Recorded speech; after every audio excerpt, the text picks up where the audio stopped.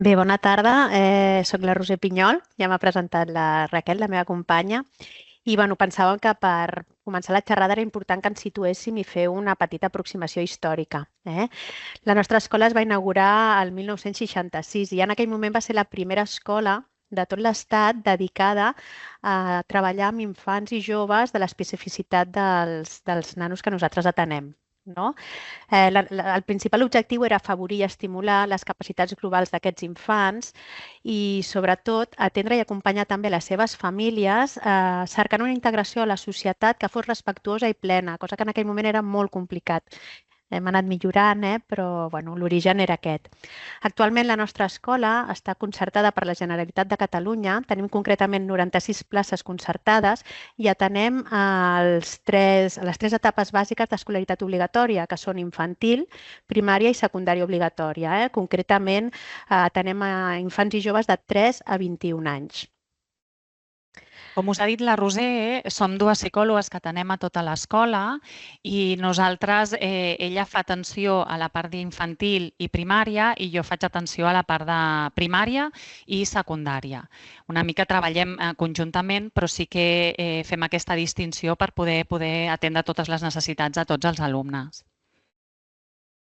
Bé, quan ens vam plantejar aquesta xerrada, el que volíem era sobretot explicar com treballem, una mica dirigits a aquest acompanyament familiar, però bé, per entendre'l, teníem que partir de quina era la nostra manera d'abordar el treball de psicologia des d'una escola d'educació especial tan específica com la d'Espace.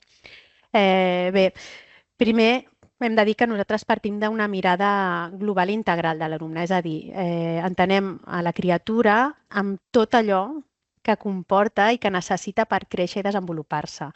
I tot això són la família, els equips que els atenen, els serveis externs i els serveis propis de la Fundació. Llavors entenem la nostra feina a partir de treballar tots aquests àmbits vitals dels nostres alumnes. No? I en aquesta xerrada us voldrem explicar això i també us voldrem explicar com acompanyem aquestes infants i aquestes famílies al llarg de tota aquesta escolaritat, perquè l'època escolar dels 3 als 21 anys és una època llarga i clau perquè ells puguin evolucionar i, com dèiem, integrar-se de la manera més plena possible a la nostra societat.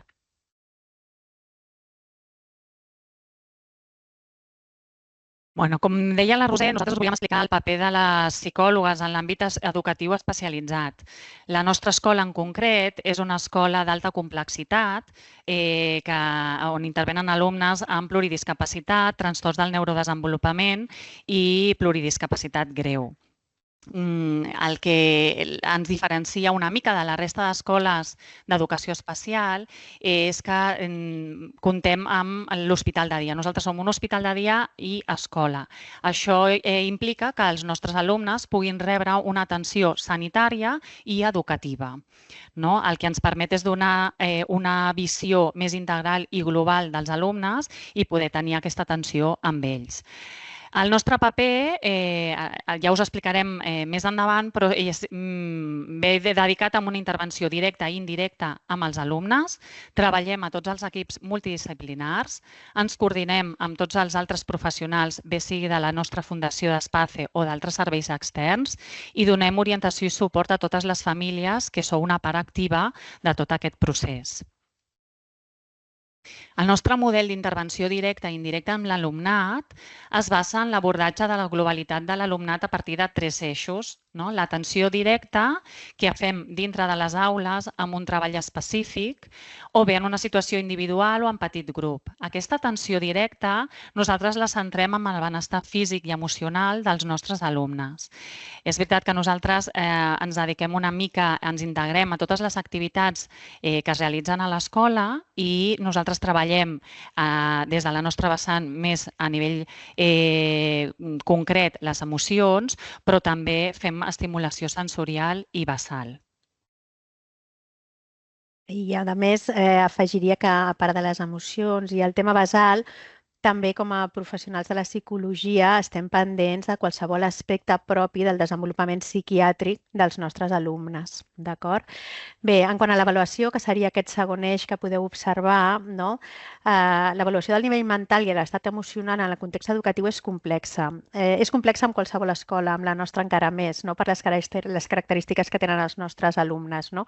Aquesta avaluació inclou la descripció i identificació de les situacions, la formulació d'hipòtesis explicatives i l'emissió de propostes de millora, que dit així queda com molt estrany, però el que volem dir és que la nostra tasca es basa en fer una observació directa dels nostres alumnes, també una escolta molt activa dels equips que els atenen tot el dia i cada dia per saber exactament què pot estar passat i a partir d'aquí nosaltres generem una sèrie d'hipòtesis que poden servir o que estan dirigides sempre a millorar l'atenció pedagògica dels nostres alumnes. És a dir, no és una avaluació diagnòstica a nivell clínic, sinó que és una diagnosi pensada en millorar l'atenció escolar als nostres alumnes. I en aquest sentit, la prevenció ja queda inclosa. Si reben una atenció més ajustada i els coneixem plenament i en la seva globalitat, previndrem possibles desestructuracions mentals, possibles trastorns emocionals o d'altres que també poden influir en l'evolució dels nanos a l'escolaritat. Sí, com deia la Roser, nosaltres partim de l'avaluació a nivell d'observacions directes i indirectes, a través també de tots els neguits i preocupacions de les famílies, a través també de totes les observacions que fan la resta de l'equip multidisciplinar. I és veritat que també tenim testos estandarditzats que podrien passar, però que no estan a l'altura de poder fer-los servir amb els nostres alumnes i el que fem moltes vegades és poder agafar petits subtests per poder fer una avaluació més concreta d'algun ítem en concret. Però és veritat que a nivell general fem servir molt l'observació per poder tenir una hipòtesi explicativa i una millora de la qualitat educativa, perquè per nosaltres no és un diagnòstic, no la fem servir com un diagnòstic. Seguint els eixos que us hem explicat al principi, no? Per nosaltres és bàsic el treball amb els equips multidisciplinars. No? La nostra escola té la gran sort que, com deia la Raquel, la conformen un grup de professionals ampli, no? Que van des de mestres, evidentment, som una escola, però hi ha fisioterapeutes, terapeutes, logopedes, etc. No és que em vulgui deixar ningú. I llavors el nostre treball té sentit i cobra sentit en coordinació i col·laboració amb aquests equips que tenen els alumnes. És sempre a partir d'observant directament a les aules, veient com treballen, com es desenvolupen els nens, com responen a les propostes educatives que els hi fem, o bé participant en les reunions d'equip, és a dir, en les reunions en què els equips parlem i discutim al voltant dels plans individuals de treball, dels projectes que tenim a realitzar amb ells. També participem en les entrevistes amb les famílies, sempre que això sigui necessari i sempre que pugui servir per aclarir i poder transmetre a aquestes famílies la globalitat del desenvolupament dels seus fills. I també treballem coordinadament amb treball social, donat que el seu coneixement íntegre també dels nostres alumnes és bàsic per poder aquell cercle que us hem mostrat al principi poder-lo completar. Com deia la Roser, el nostre treball és global i integral amb una visió global dels alumnes i per això també nosaltres donem suport a l'equip CEPSIR. L'Escola d'Educació Especial ESPACE aquest any ha començat el projecte CEPSIR, que són centres d'educació especial com a proveïdors de serveis i recursos a les escoles ordinàries i donem suport d'una manera intensiva a l'alumnat amb necessitats que estan a l'ordinària, doncs nosaltres donem aquest suport. I l'equip CEPSIR de l'escola està format per diferents professionals, però sobretot tenim 30 hores de mestre que estan dedicats a fer tot aquest servei. I llavors nosaltres treballem una mica en coordinació amb elles per donar tot el suport que recalgui. També fem suport en el dol perquè, malauradament, tenim moment de pèrdues, que hem viscut moment de pèrdues, ja no només una pèrdua d'un nen, d'un alumne, sinó també en moments de fites no aconseguides, expectatives que no hem lograt, situacions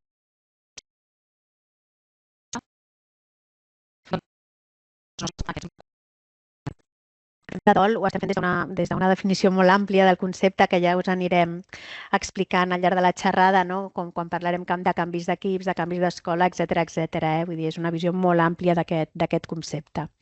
L'eix 3 seria el de la coordinació amb altres professionals de la Fundació Espace i serveis externs. Com deia la Raquel, no? Hem de treballar activament amb d'altres persones que tenen els nostres alumnes per poder-los donar el màxim d'atenció possible. Entre d'altres serveis, destaquem, per exemple, l'equip de psiquiatria, amb el qual fem trobades quinzenals, on valorem, revisem i derivem casos que, després d'aquesta anàlisi previ que hem fet amb l'avaluació observacional, considerem que cal treballar des d'un àmbit més específic de la psiquiatria. Sabem que pel diagnòstic la majoria dels nostres alumnes tindran comorbilitats a nivell psiquiàtric i és funció nostra doncs, estar molt atentes i observants al que veiem, el que els equips ens comenten per poder-ho traslladar a aquest equip. També en algunes ocasions amb aquest equip podem fer entrevistes conjuntes amb famílies perquè d'aquesta manera també la informació que transmetem a aquestes famílies sempre és molt més àmplia, molt més completa i permet una comprensió major, no, de la situació psiquiàtrica dels fills. També ens coordinem amb els equips de neuropediatria i metges rehabilitadors. En aquest cas, assistim a les sessions clíniques mensuals amb aquests equips mèdics de l'hospital de dia i també les referents de les diferents àrees rehabilitadores del centre. A més, també ens incorporem a les reunions que es fan mensuals de coordinació amb els equips i els metges rehabilitadors. Un altre aspecte amb qui treballem és l'EAP. L'EAP és l'equip d'assessorament psicopedagògic de la zona. Nosaltres en aquest cas treballem bàsicament amb l'equip de Sants Montjuïc i són els equips que en certa manera també són proveïdors d'alguns recursos pels centres. No? Cal que estiguem sempre en contacte amb ells perquè hi ha moltíssimes situacions més administratives, no? Que cal que ells coneguin i que necessitem que ens ajudin a acabar-les de gestionar. En casos concrets estem treballant també amb escoles ordinàries, això ho hem fet durant tota la nostra història, en casos d'escolaritat compartida o derivacions, ja sigui de l'escola ordinària a l'escola d'educació especial o al revés. No? En alguns casos, alumnes que hem tingut aquí, que s'ha fet un treball intensiu durant un temps que ha calgut i després els hem pogut derivar a escoles ordinàries. D'altra banda, específicament de psicologia, ens coordinem amb l'equip d'INCAT de psicòlegs d'educació especial de Catalunya. És un equip molt ampli, jo crec que ara serem més de 60, no? 60 i pico psicòlegs de tot el territori català i amb ells compartim doncs, tant formació com informació i eines, no? Per poder donar sempre l'atenció de màxima qualitat als nostres estudiants. I d'altra banda, amb serveis socials, sempre de la mà de la nostra treballadora social, no? Perquè bé, per completar, no? tot aquest àmbit global dels nostres alumnes. Bueno, nosaltres l'últim eix és l'orientació i suport a les famílies i fem un acompanyament al llarg de totes les etapes escolars. Fonamentalment és a l'inici, no? Quan de l'escolaritat, l'acollida a l'escola, ja sigui a primeres etapes més inicials d'infantil o bé sigui l'inici d'alumnes que venen doncs, nouvinguts, que venen d'altres escoles, que ja han iniciat una escolaritat en un altre lloc. Sobretot també acompanyem en moments del cicle vital que creiem que són molt importants, com qualsevol etapa de creixement, però sobretot l'adolescència i el pas cap a l'edat adulta. Transicions importants, com deia abans la Roser, que moltes vegades es viuen com una pèrdua, que és un canvi de grup, és un canvi de professionals, és un canvi d'etapa, que passem de la primària cap a la secundària o fins i tot que hem de canviar de centre, i la preparació cap a la vida adulta, no? Les expectatives que tenen doncs, els equips de professionals i les famílies cap a l'edat adulta, doncs tot això intentem fer un acompanyament durant tota aquesta etapa. Bé, ara que ja hem entrat en matèria, començarem per l'aspecte de la iniciació. Nosaltres parlem molt de l'acollida a l'escola. La tenim molt integrada a l'acollida dels petitets, no? Quan entren i tres, però és veritat que al llarg de la història no, han anat apareixent altres moments d'acollida, com alguns alumnes que venen al finalitzar l'etapa de primària, moltíssims alumnes que tenim d'origen nouvingut, que no han estat mai escolaritzats, per tant, l'hem volgut definir d'una forma molt àmplia, no ens hem centrat només en l'adaptació de la primera escolaritat. No? L'adaptació a l'escola nosaltres l'entenem com un procés pel qual els infants passen a integrar-se en un nou entorn escolar, desenvolupant habilitats socials, emocionals i cognitives, no? que els permeten sentir-se segurs i còmodes en aquest entorn. Surten d'un àmbit conegut on ells es poden desenvolupar tranquil·lament i han de fer tota una sèrie d'esforços per poder funcionar en un altre àmbit. Aquest procés és fonamental per garantir una experiència positiva i enriquidora, així com per afavorir el seu aprenentatge i el seu benestar.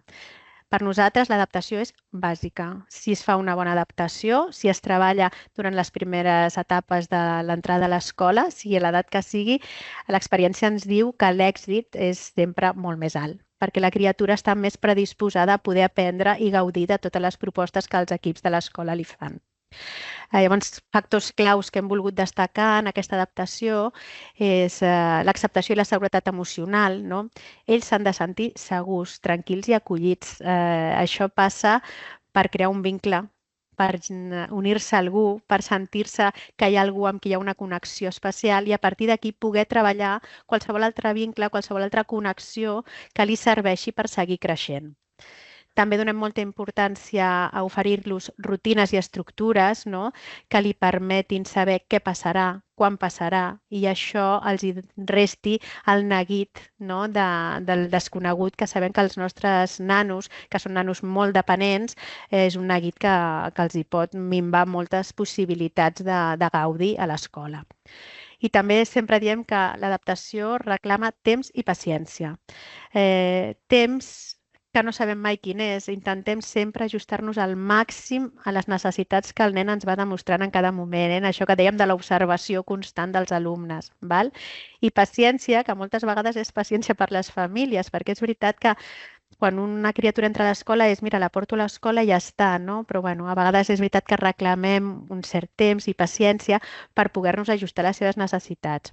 Som conscients que això no sempre és possible, ajustar-ho al 100%, i evidentment som prou flexibles per entendre que hi ha situacions socials, emocionals i d'altra índole que portaran a que tinguem que variar una mica, no? Però sempre intentarem donar temps suficient a la criatura per adaptar-se adequadament al centre.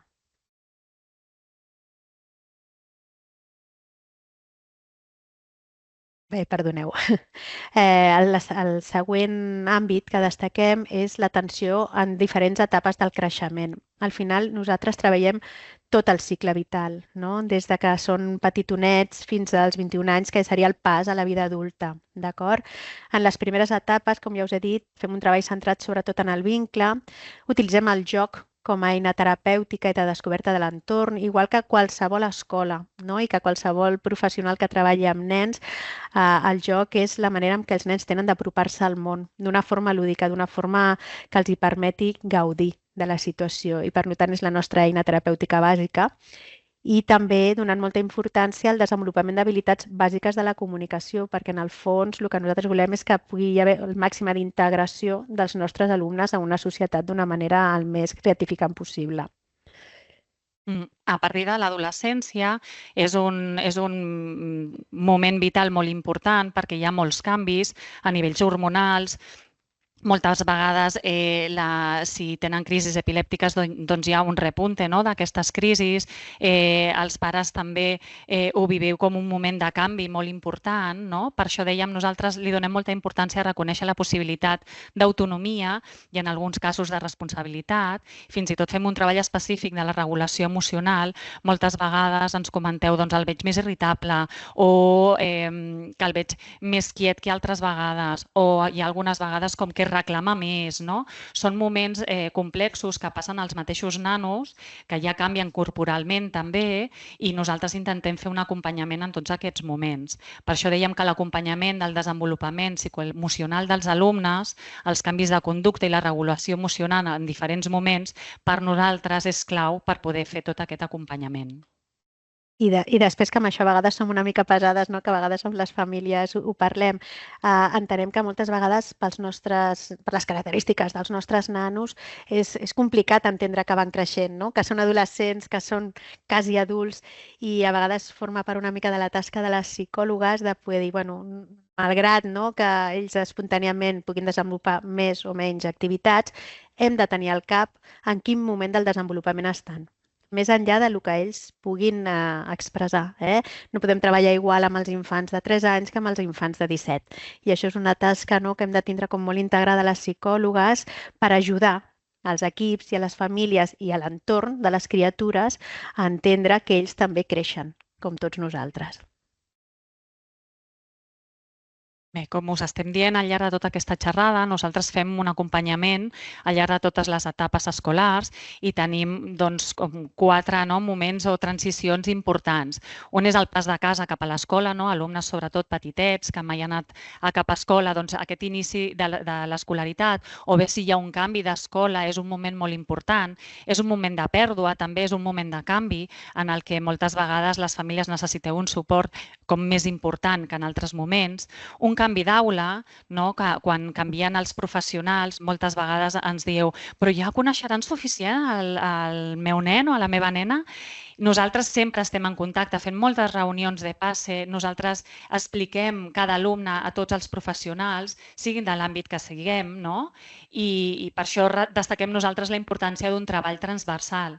Com us hem explicat abans, la Roser està a infantil i primària i jo estic a primària i a secundària, però és veritat que nosaltres parlem molt de tots els alumnes, ens coneixem molt, treballem molt en equip, per tant el pas és una transició làbil entre nosaltres, perquè nosaltres estem molt al cas de tot. Intentem que tots els professionals dels equips estiguin al cas de totes les característiques i necessitats i capacitats dels vostres fills. L'inici de l'etapa adulta doncs, també és un moment complicat perquè això implica els canvis físics, els canvis de l'estat d'humor, els canvis comportamentals, la finalització de l'etapa escolar, el canvi cap a un altre centre és un moment també molt, molt difícil i que intentem fer l'acompanyament de la millor manera possible. Sempre, com dèiem, en col·laboració amb tot la resta de l'equip i fent un treball conjunt família-escola que per nosaltres és imprescindible. Quan parlem de la preparació cap a la vida adulta, sí que nosaltres parlem d'un treball de diferenciació, d'autonomia, de generar identitat i unes expectatives de futur amb l'equip i la família. Intentem estar alineats i que aquestes expectatives de futur siguin les mateixes. Intentar també donar autonomia als alumnes en la mesura que es pugui, perquè ells també puguin triar certes coses. Per això dèiem també que us donem suport i acompanyament en tota la finalització de l'etapa escolar. Intentem, junt amb la treballadora social, fer-vos tota l'orientació i fer revisió i previsió de les mesures de suport, que tan difícil és moltes vegades donar aquest pas, i treballem molt conjuntament tots els professionals amb la família. Està per un altre. Perdoneu. Bé, això ara seria ja una mica en mode de tancament o de resum perquè hem anat dient com moltes coses. En relació a l'orientació i el suport familiar i en relació a aquest acompanyament al llarg de totes les etapes escolars, al llarg de tot el cicle vital que s'inclou en l'escolaritat obligatòria, nosaltres el que treballarem sempre és a partir d'entrevistes de seguiment regulars, que poden ser formals o informals. Jo veig que aquí que hi ha algunes mames amb les que hem fet entrevistes formals, asseguts, amb l'equip, sense l'equip, i d'altres que es donen a vegades per necessitats del moment, trucades, en les que hem de parlar d'aspectes molt concrets, del dia a dia de les criatures. Ens agrada pensar, i si més no ho intentem, treballar sempre que estem treballant des d'una escolta activa i empàtica, respectant la diversitat d'emocions i ritmes, les diversitats culturals, que a dia d'avui són moltíssimes, i creant espais d'orientació i suport emocional, que si bé el nostre objectiu final és l'alumne, perquè som una escola, no oblidem que sense la família tindrà poc sentit la nostra feina. Per tant, us incloem a tots. Aquest treball conjunt d'objectius educatius i personals els volem compartir amb vosaltres, amb les famílies, perquè serà a partir d'aquesta integració entre el que passi a l'escola i el que passi a casa que el desenvolupament de les criatures serà el més harmònica i sana possible. Intentarem que tota la seva vida mantingui un continu que li permeti seguir evolucionant amb més facilitat. I com hem anat dient, també volem pensar que us podem acompanyar en el dol i els moments difícils. El dol en els moments de pèrdua real, pèrdua física, en els de pèrdua d'aspectes que un tenia al cap que podien passar, no passen o no passen com esperàvem, diagnòstics nous, regressions, incerteses, quan hem de canviar d'escola. La nostra tasca també consisteix en acompanyar-vos en aquests moments. Bé, i ara així una mica per finalitzar, sí que volíem especificar algunes frases, com que estem aquí per acompanyar, no per jutjar.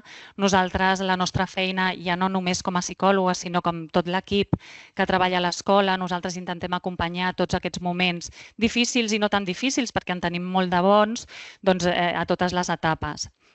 Que el vostre fill o filla és únic, que treballem per entendre'l de manera profunda, que ningú és igual que un altre, ni l'experiència sí que ens pot partir d'alguna cosa, ens pot ajudar a partir d'alguna cosa, però que cadascú és únic. Que el vostre paper com a família és clau, que sou els que millor coneixeu els vostres fills, que sou els que ens podeu guiar en totes les necessitats, a tot el que calgui, el que penseu que és bo o no bo, o el moment. Potser nosaltres pensem que és el moment de fer alguna cosa i com a família no veieu això. O potser ens podeu fer una proposta de necessitem això i nosaltres agafar aquesta idea i acompanyar-vos també. Parlar de família és parlar també de germans, que moltes vegades són els grans oblidats per les necessitats dels altres, però per nosaltres els germans són molt importants. Potser això seria una xerrada a part, ahí lo dejo abierto, però que són molt importants i que els hem de tenir en compte sempre.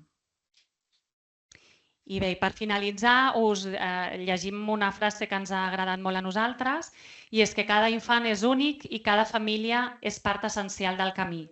Gràcies per confiar i anar plegats. Gràcies. Bé, ara ens transmetran, suposo, que les preguntes que hagueu fet via el xat.